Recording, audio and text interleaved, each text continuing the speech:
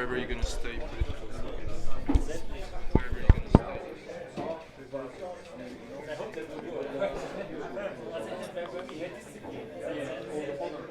Okay. Uh, so, uh, we had some hardware problems, and now I'm gonna.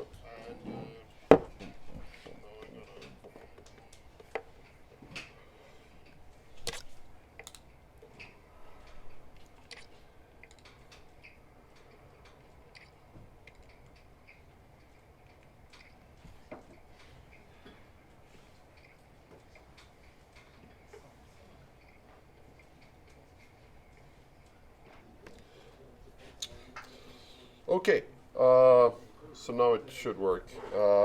We had to replace the microphone, so I have one on the desk here.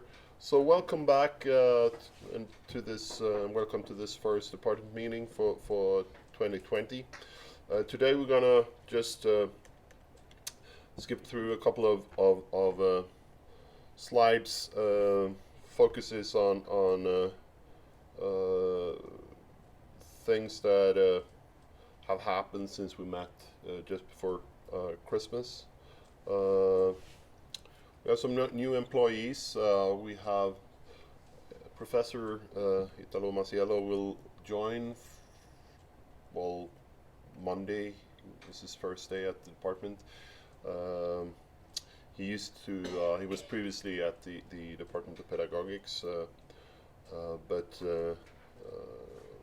we decided that we could better align the effort into digital learning with him in our group.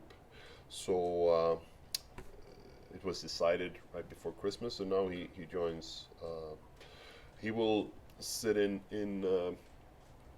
the first floor, entrance floor corridor in first floor in next to Susanna and where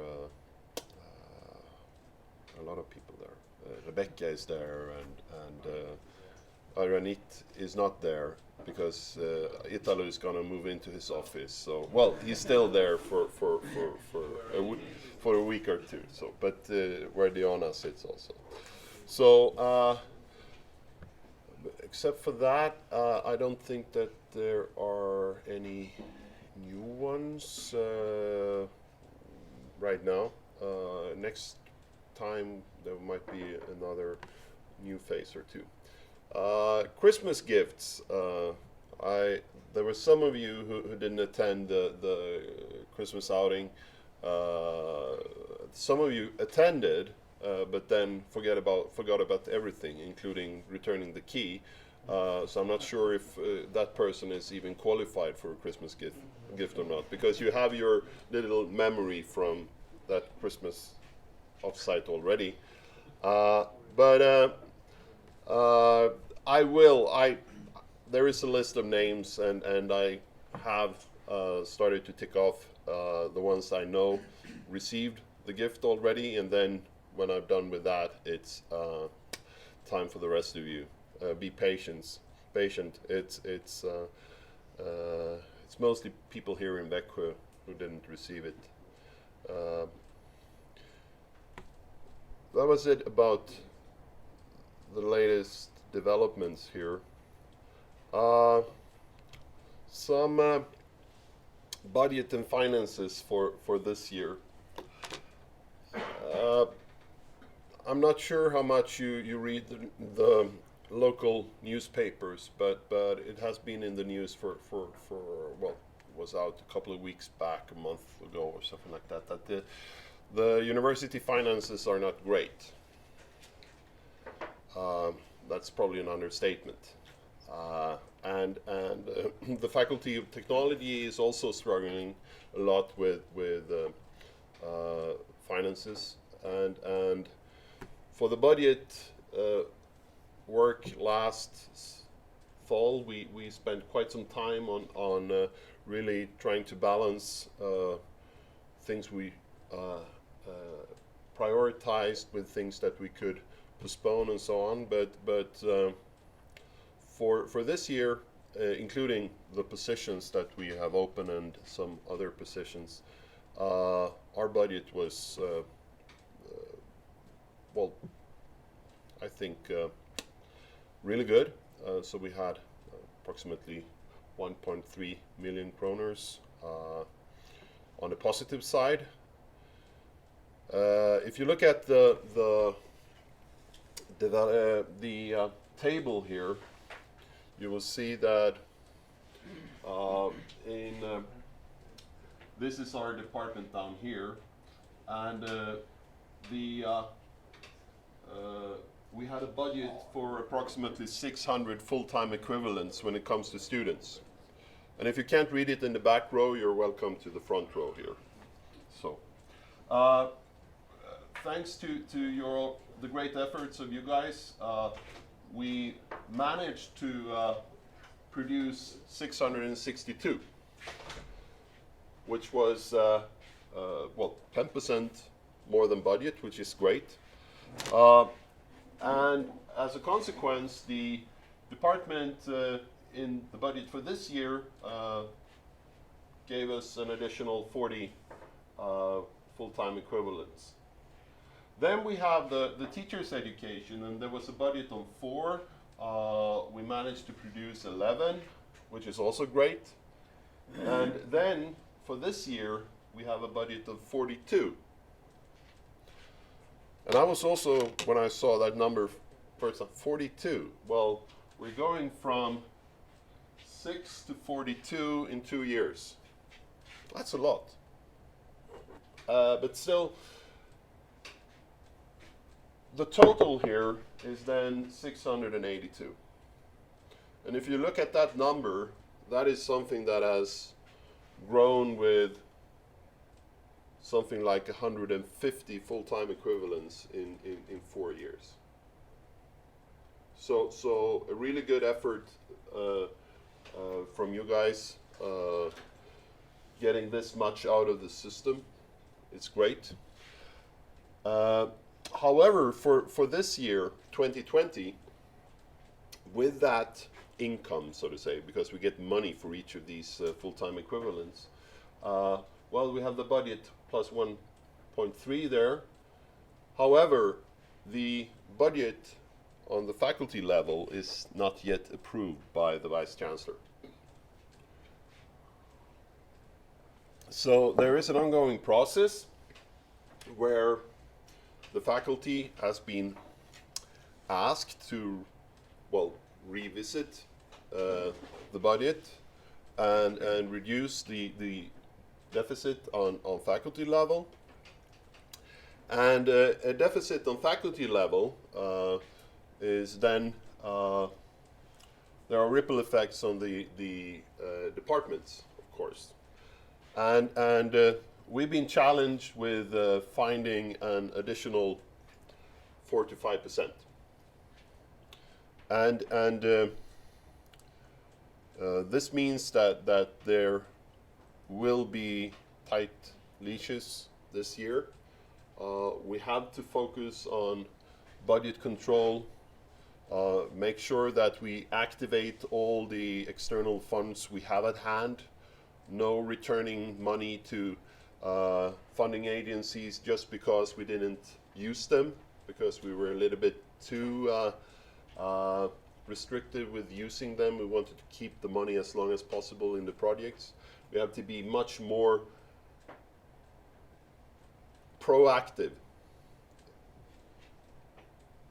in this resource management. And it's not just money, it's also people management. So for instance, if you look at the amount of teaching assistants we have used in recent years, there is an increase in that too, and that increase is actually greater than the increase in student numbers. So we have to be a little bit careful with how many hours we hand out to our TAs and make sure that they actually spend those hours.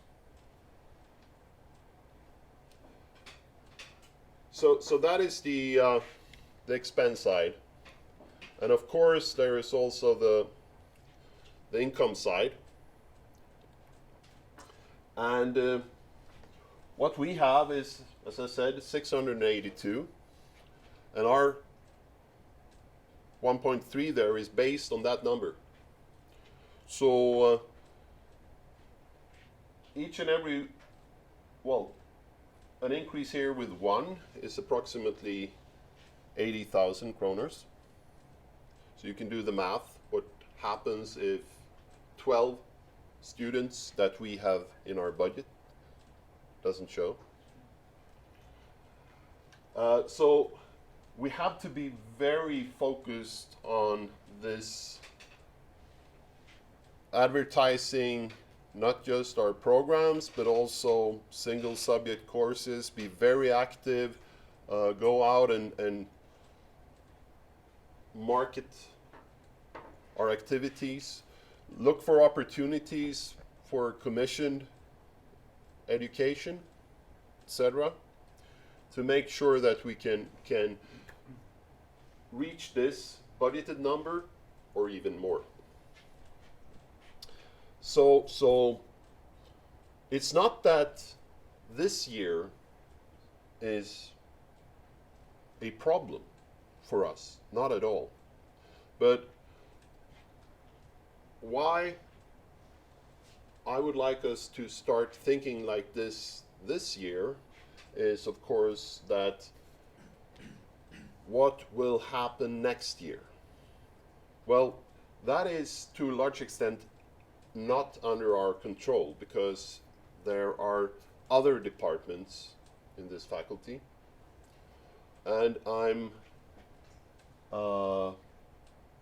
not as confident in that that their performance will be in accordance with the budgeted numbers. So in order to prepare for what could happen next year, I think that budget control and work on the incomes here will put us in a really good position if something will happen next year, which is maybe a little bit more negative than just revisiting the budget.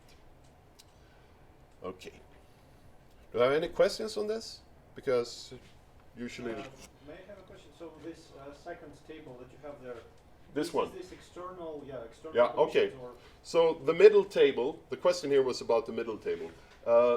We get funding for educating regular students and students who are connected to the teacher training programs. The middle table here is for teacher training. So they are managed separately. The value is the same. The total here, well. So if there is a plan for the huge increase, it is not an increase, but this one is an increase. Yeah. So the total, if you look at the total down here, for the total for 2019 was 672.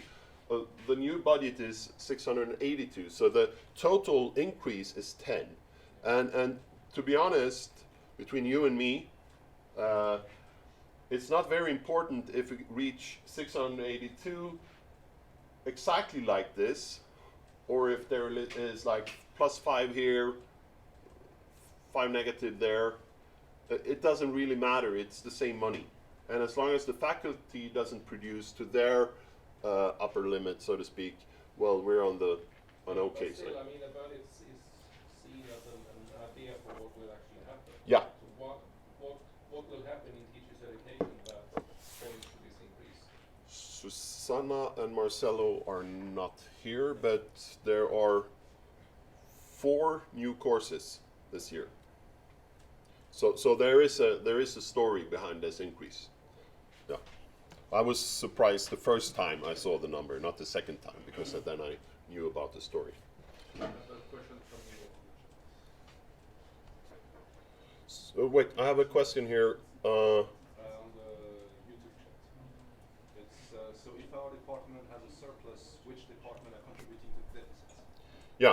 Not very interesting, actually, which departments that is.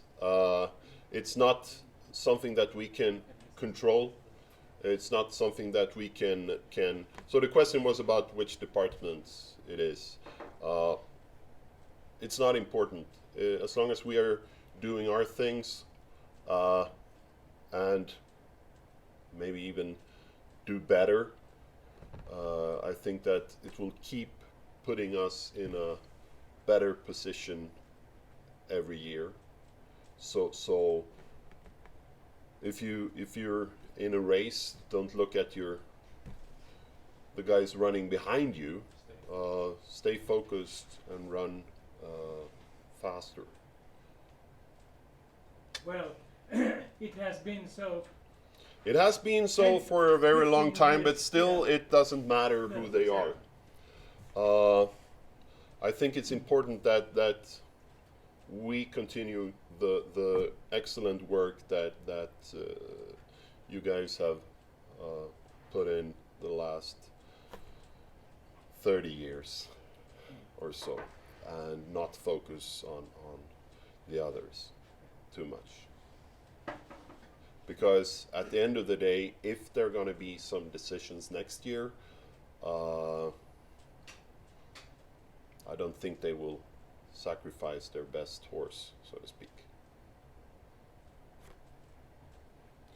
Are there more questions? No. Oh, no. But this is a reality, and if we do things smart, it will not cause problems at all.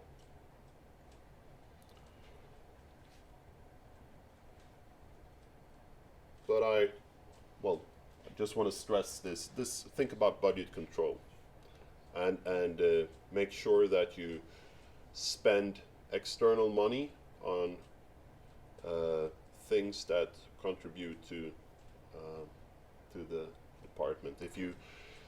If your computer still works and it's 3 years and a week old, don't order a new one.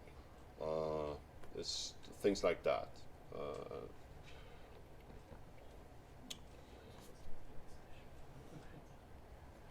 I'm not thinking of anyone special, by the way, here.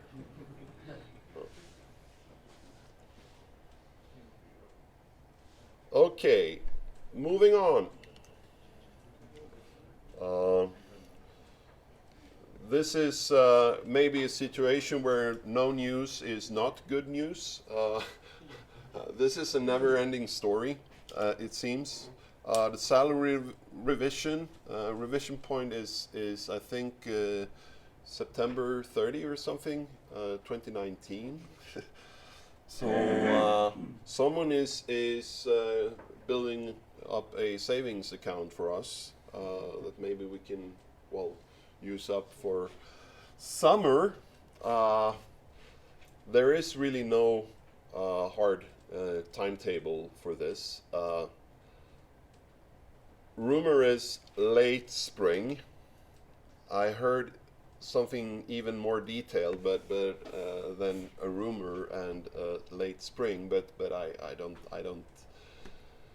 I heard that some of these talks were planned for May, which is late spring. But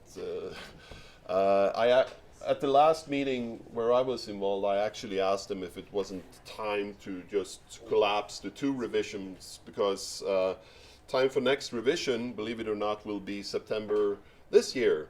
So we have to soon start the next round of initial talks, and it becomes a bit,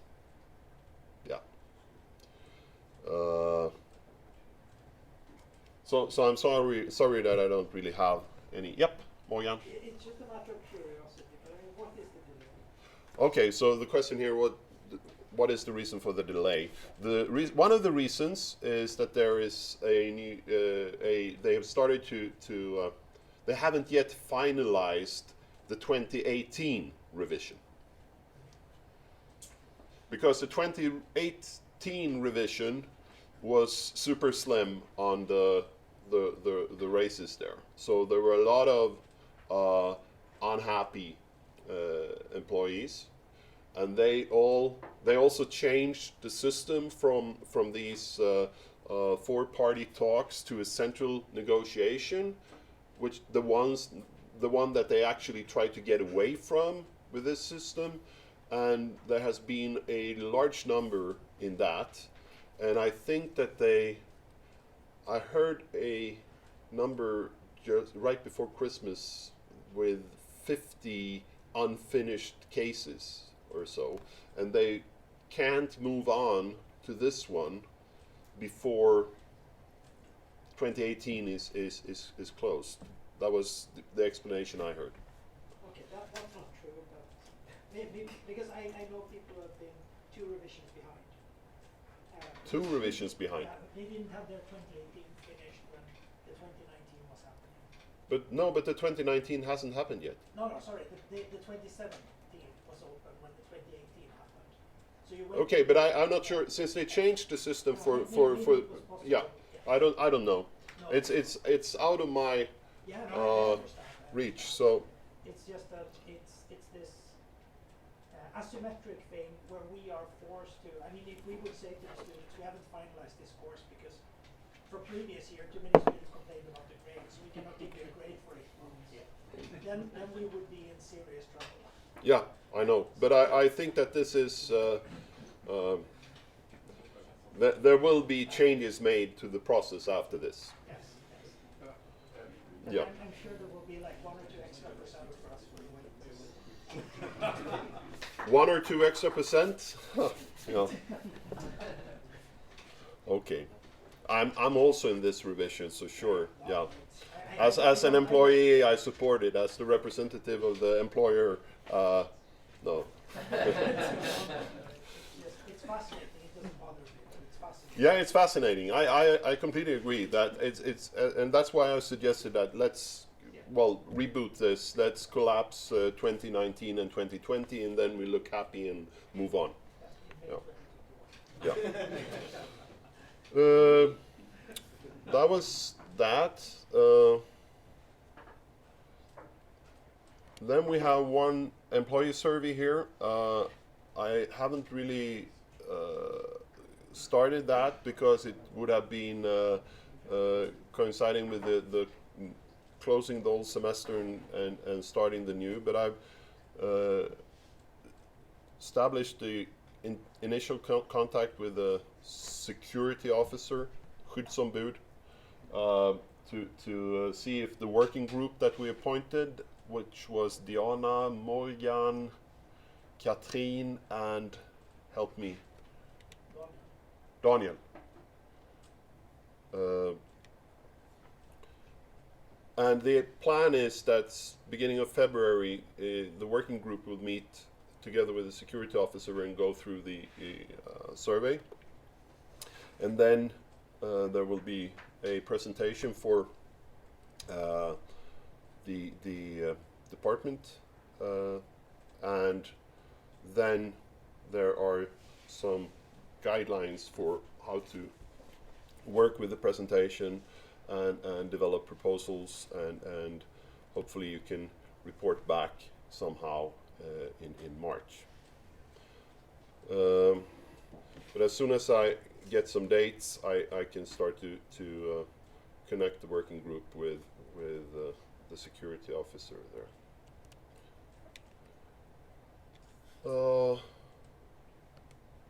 Okay. Projects. It's excellent that you guys, at least some of you, are very active in preparing project proposals of various kinds. It's great. Continue to do that. However, each and every application you write, the first or the second thing you should do after you decided to write an application is to establish contact with Peter, who's doing the finances for us, and Diana. We need to track these proposals better. Each and every proposal requires, well, most of them requires that the department chips in for the administrative overhead, for instance, or also contribute with resources. And when you submit an application, the department guarantees that it will actually do this. So we have had a couple of cases recently and also previous years where people have submitted applications, which is fine, great, where the department has guaranteed things that the department was not aware of because the department was not involved in the process. So that's why we have this Dean's certificate, for instance, which must be signed before you submit. You must have the approval before you submit. And we can loosen that criteria a little with this process where you connect with Peter, connect with Diana well in advance so that we know what's coming. Peter will help you with budgets. Diana can help you and point you to resources that can help you to prepare your applications. So involve them for more reasons than just the information that you're preparing an application. It's extremely important that we change this now because it's running out of control if we don't. So I don't want to pose a rule that says that no, we will not sign the project contract because we didn't know this. So your application will not matter. But that is the extreme. So please just change this. It doesn't cost you anything extra. It's just a change in your prioritizations, and maybe some of you didn't know this, but now you know, so please do that from now on. Questions on that?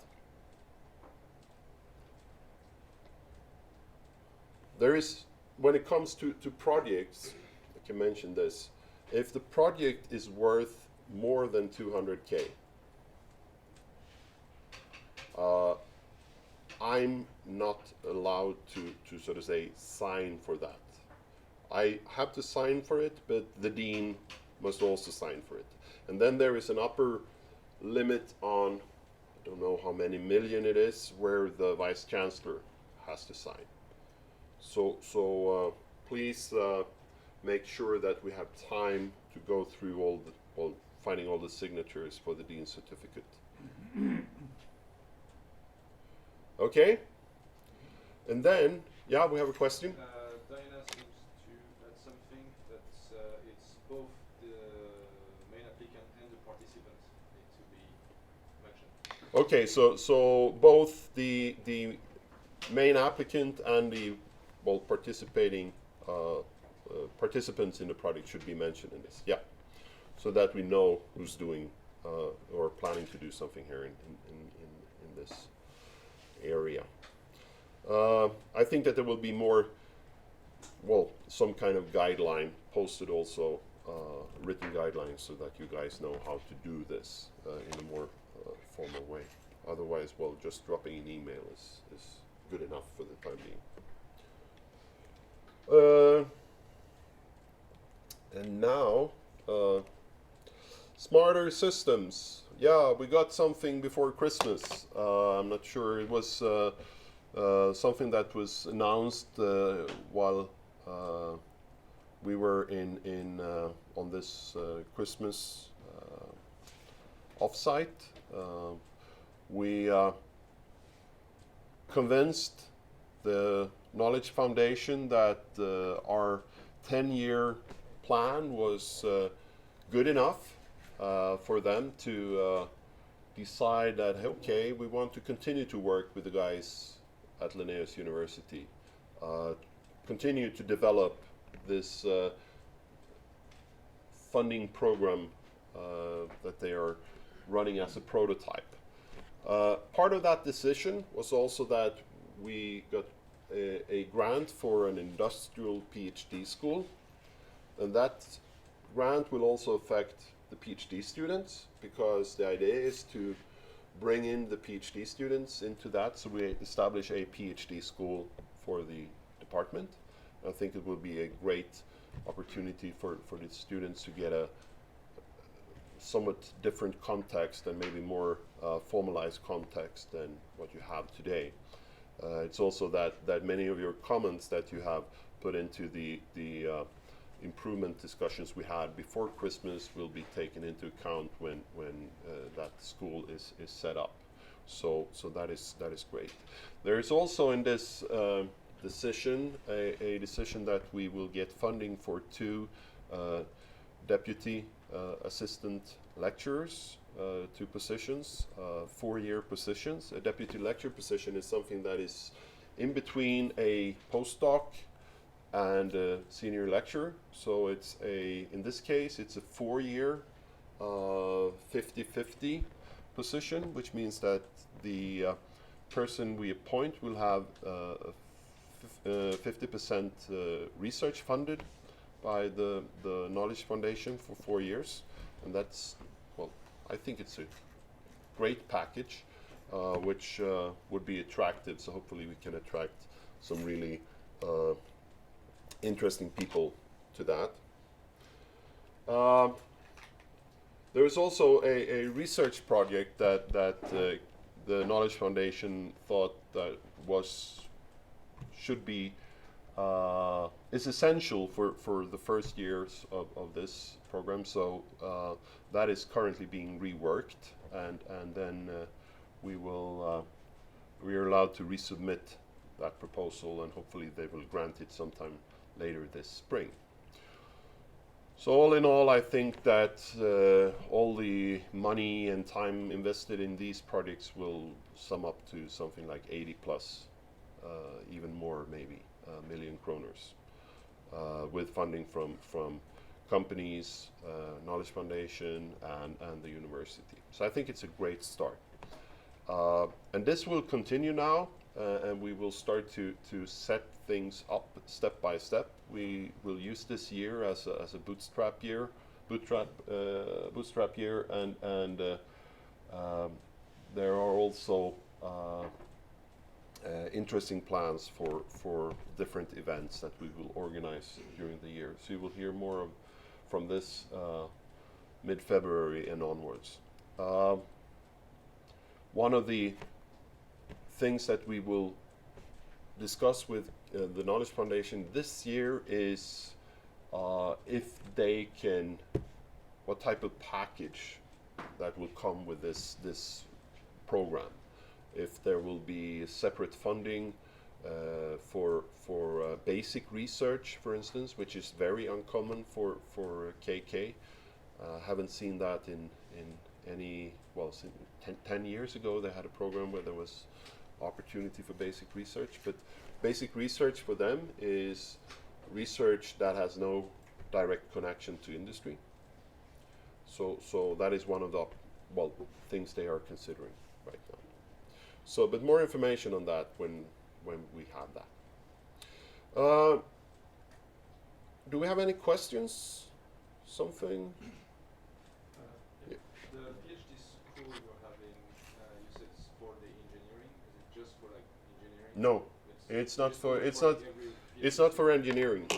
It's a PhD school where the plan is, the funding we get is for an industrial PhD school.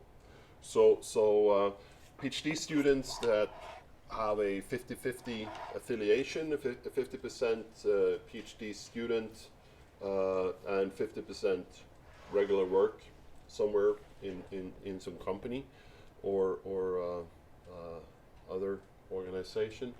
But then, well, at this department we have today 15-ish PhD students or something like that. But this will be an environment for all of you. So it will not just be industry PhD students and then the rest, because in that school there will be courses developed, there will be seminars, there will be meetings, and I think it will provide a very nice environment for all PhD students. And it's also very nice for the industrial PhD students to meet academic PhD students and vice versa. Francis, how to ensure basic research that is not in okay, so there was a question from Francis about how to ensure it's not industry connected, be reported in terms of hours. That is what they have a if I understand the question, I think what they have is that they will more or less give back a lump sum of money for us to use for internal projects. So what we do internally with that lump sum is up to us. So I'm not sure that they, and this is one of the things that we will discuss, of course, that they are interested in to that level of detail. They have similar programs like a research profile and an environment where the environments get a bag of money, and then it's up to them to decide and distribute that within the profile / environment. And I believe that it will be something similar here. But more on the details when we get them.